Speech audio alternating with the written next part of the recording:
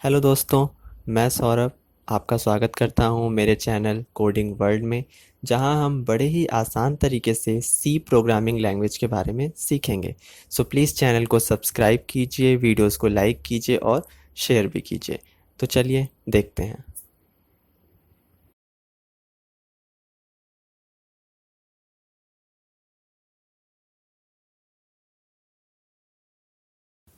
Hello friends, तो आज हम सी लैंग्वेज से रिलेटेड अपना नेक्स्ट टॉपिक पढ़ेंगे, जो कि है इफ़ एल्स स्टेटमेंट। तो चलिए शुरू करते हैं। तो इफ एल्स स्टेटमेंट का मतलब होता है कि इफ यदि, एल्स का मतलब है कि जो बचा हुआ होगा। तो यहाँ पर इफ एल्स स्टेटमेंट का मतलब है कि एक ऐसा कंडीशनल स्टेटमेंट जो कि हमें किसी प्रोग्राम में एक पर्टिकुलर स्टेटमेंट्स को एक्सेस करने की सुविधा देगा। जैसे कि हम किस प्रोग्राम के अंदर सिर्फ और सिर्फ किसी एक पार्ट को एक्सेस करना चाहते हैं, या फिर किसी कंडीशन के थ्रू एक पार्ट को एक्सेस करना चाहते हैं, या सिर्फ दूसरे पार्ट को, तो वहां पर हम इस इफ एल्स स्टेटमेंट्स का यूज कर सकते हैं, जो कि एक कंडीशंस के अकॉर्डिंग अपने आप को यूज करते हैं। तो आइए देखते हैं ये किस तरीके से काम करते हैं। This statement is use to test a condition and take one of the two possible actions. मतलब कि ये जो इफ एल्स स्टेटमेंट है, ये कंडीशंस पे वर्क करता है और आपको दो पॉसिबल एक्शंस देता है। या तो कंडीशन ट्रू होगी तब एक पार्ट एग्जीक्यूट होगा, या तो कंडीशन फॉल्स होगी तो एक पार्ट एग्जीक्यूट होगा। मतलब कि जब भी इफ एल्स का आप यूज करेंगे, तो ये आपको प्रोग्राम से बाहर खाली हाथ नहीं जाने देगा। या तो कंडीशन ट्रू होगी तो आपको कुछ मिलेगा डेटा, या तो कंडीशन फॉल्स होगी तो भी आपको कुछ डेटा दिया जाएगा। तो कंडीशन फॉल्स या ट्रू हो, आपको एक ना एक आंसर जरूर दे दिया जाएगा। This is a conditional statement, मतलब ये कंडीशंस पे काम करता है। If the condition is true, the first statement is executed. जब इसकी कंडीशन ट्रू होती है तो जो पहला स्टेटमेंट होता है वो एग्जीक्यूट होता है, otherwise another statement is executed. और अगर पहला कंडीशन ट्रू नहीं होता तो जो बचा हुआ यानी जो इल्स पार्ट होता है वो आपका एग्जीक्यूट होता है, तो जो कि स्टेटमेंट टू होता है। तो इफ एल्स असल में एक कंडीशंस पे वर्क करने के लिए बनाया गया है। इफ आपका अलग कीवर्ड है और एल्स आपका अलग कीवर्ड है। तो आइए हम इसका सिंटेक्स देख लेते हैं। तो आप सिंटेक्स देख सकते हैं, लिखा हुआ है। तो इफ मतलब यदि, कंडीशन, कंडीशन यहाँ पे हो जाएगी यानी कि जो भी कंडीशन हो, जैसे कि बड़ा होना, छोटा होना, या बराबर होना, या बराबर नहीं होना, तो कोई भी कंडीशन आप रख सकते हैं वहां पर। तो अपनी कंडीशन आप इफ के बाद पैरेंथेसिस के अंदर अपनी कंडीशन को रख देंगे।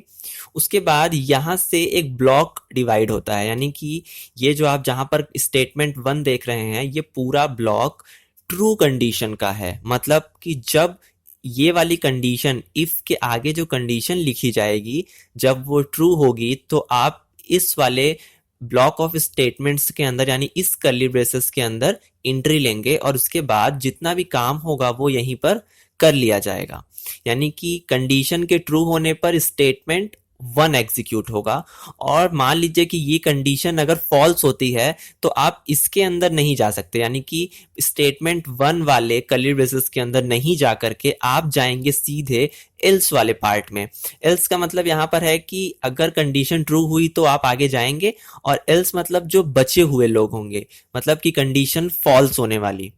तो एल्स में आपको कोई भी कंडीशन नहीं देनी होती, ये खुद एक कंडीशन बना लेता है। अगर इफ ट्रू होता है तो आप आगे जाएंगे स्टेटमेंट वन पे, नहीं होता तो आप एल्स वाले हिस्से में यानी पार्ट में सीधे एंट्री लेंगे बिना किसी कंडीशन को सही किए। यहाँ पर आप देख सकते हैं एल्स के आगे कोई कंडीशन नहीं लिखी गई है, यानी कि एल्स में कोई कंडीशन नहीं होती। आप सीधे एंट्री ले सकते हैं इस कर्ली ब्रेसेस के अंदर, और आपका स्टेटमेंट टू एग्जीक्यूट हो जाएगा बिना किसी कंडीशन को चेक किए। तो ये है आपका सिंटेक्स इफ एल्स स्टेटमेंट का। एक चीज और, अगर आप चाहते हैं कि केवल आप किसी प्रोग्राम में सिर्फ इफ को यूज करें, तो भी आप सिर्फ और सिर्फ अपने इफ को यूज कर सकते हैं बिना किसी एल्स के। तो वहां पर अगर इफ वाली कंडीशन ट्रू होती है तो आप एक स्टेटमेंट को एग्जीक्यूट करेंगे, और अगर वो फॉल्स होती है तो नीचे कोई भी स्टेटमेंट ऑटोमेटिक डिसाइड नहीं किया गया है जिसमें कि आप एंट्री ले सकें। जैसा कि आप यहां पर देख रहे हैं कि अगर इफ ट्रू हुआ तो स्टेटमेंट 1 एग्जीक्यूट होगा, और अगर इफ फॉल्स हुआ तो स्टेटमेंट 2 एग्जीक्यूट हो जाएगा। लेकिन जब आप केवल इफ का यूज करेंगे तो वहां पर स्टेटमेंट 2 नहीं होगा, क्योंकि वहां पर एल्स काम नहीं करेगा। वो सिर्फ और सिर्फ इफ अकेले भी चल सकता है और इफ एल्स के साथ भी चल सकता है। तो ये था हमारा इफ एल्स का सिंटेक्स। तो हम इस तरह से एक प्रोग्राम का एग्जाम्पल भी बनाकर देख लेते हैं।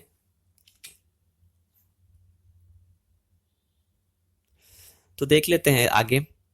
Here, if the condition is true, then statement 1 is executed. If it is false, then statement 2 is executed. जैसा कि हमने अभी आपको बताया कि अगर कंडीशन ट्रू होती है तो स्टेटमेंट 1 एग्जीक्यूट होता है, और अगर कंडीशन फॉल्स होती है तो स्टेटमेंट 2 एग्जीक्यूट होता है, यानी कि जो इफ और एल्स पार्ट के अंदर रखे गए हैं। और उसके बाद जितने भी आपके स्टेटमेंट्स होंगे वो तुरंत ट्रांसफर कर दिए जाएंगे आगे की तरफ प्रिंट करने के लिए। तो हम एक एग्जाम्पल देख लेते हैं। ये प्रोग्राम है, ये चेक करेगा कि यूजर जो डेटा दे रहा है क्या वो निगेटिव है या पॉजिटिव है। तो वो पॉजिटिव और निगेटिव नंबर्स को चेक करने का एक एग्जाम्पल प्रोग्राम हमने बनाया है। तो आइए देखते हैं कि वो किस तरह से काम कर सकता है। तो सबसे पहले हम अपना हेडर फाइल, हर प्रोग्राम के लिए आपको जरूरी है, हैज इंक्लूड stdio.h हमने लिख लिया। उसके बाद void main, यानी कि हम अपने मेन फंक्शन के अंदर एंट्री ले रहे हैं। अब इस प्रोग्राम में यूजर हमें एक नंबर देने वाला है। जब यूजर एक नंबर देने वाला है तो हमें सिर्फ और सिर्फ एक ही वेरिएबल की जरूरत पड़ेगी, और यहाँ पर वो जो वेरिएबल होगा वो int टाइप का होना चाहिए। क्यों? क्योंकि जब हम डेटा टाइप पढ़ रहे थे, आपने उस वीडियो में देखा होगा, अगर आपने नहीं देखा तो हम ऊपर लिंक दे देंगे, आप उसको भी देख सकते हैं। जब हम डेटा टाइप्स को पढ़ रहे थे तो वहां पर हमने ये समझा था कि int टाइप का जो वेरिएबल होता है वो प्लस और माइनस में डेटा को रख सकता है, बाकी कोई नहीं रख सकता लॉन्ग के अलावा।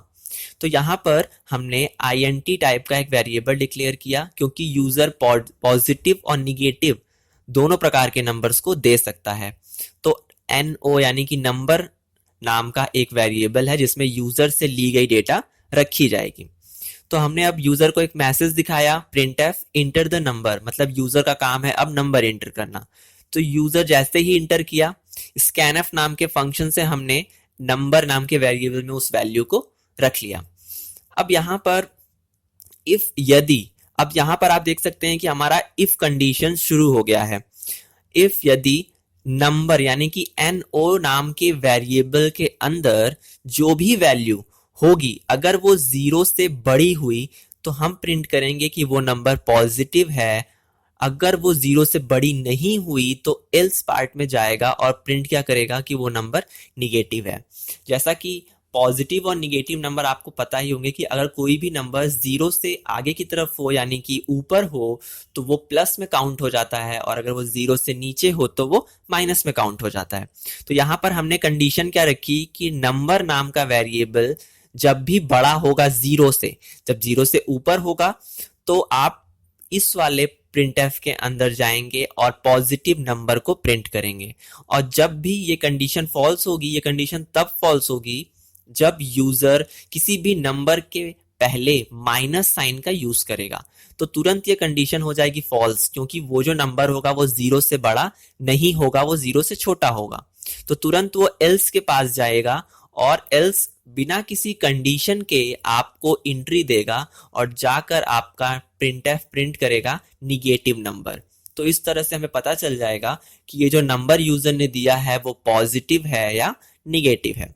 तो ये था हमारा एग्जाम्पल इफ एल्स स्टेटमेंट को समझने के लिए कि पहली जो कंडीशन है अगर वो ट्रू होती है तो पहला स्टेटमेंट यानी कि इफ का जो कर्ली ब्रेसेस है वो एक्सेस होगा, और अगर कंडीशन फॉल्स होती है तो इल्स पार्ट का जो ब्लॉक ऑफ स्टेटमेंट है या कर्ली ब्रेसेस है वो परफॉर्म किया जाएगा। तो इस तरह से आप इस प्रोग्राम को रन भी कर सकते हैं। ये हमारा पूरा सोर्स कोड तैयार है, हम इसे नेक्स्ट वीडियोस में रन भी करेंगे और इसके आगे का भी प्रोग्राम देखेंगे कि किस तरीके से हम इफ एल्स के और प्रोग्राम्स बना सकते हैं।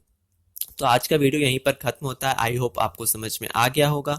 अगर आपको कोई प्रॉब्लम होती है तो आप हमें मेल कर सकते हैं या मैसेज करके भी पूछ सकते हैं।